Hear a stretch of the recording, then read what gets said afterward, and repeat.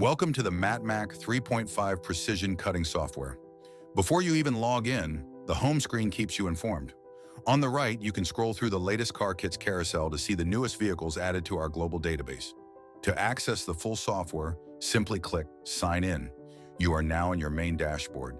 Here you can personalize your experience by toggling between light mode and dark mode to suit your working environment. Now let's find a vehicle. The process is intuitive.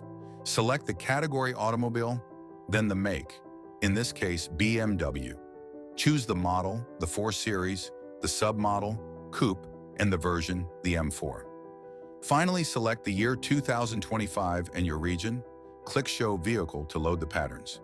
You can now view the car image to confirm the complete pattern, including exterior, interior, and tint options. By selecting either wrapped or unwrapped, the software will display every pattern according to your choice. To demonstrate a full car installation, simply click Add to open the pattern. Once pattern loaded, you can select the entire pattern by clicking Add All option or choose specific parts of the vehicle, for example, the fenders and hood. After finalizing your selection, click Add Selected to send to the cutboard. Once you click Open Cutboard, this will load your chosen patterns into the cutting layout workspace.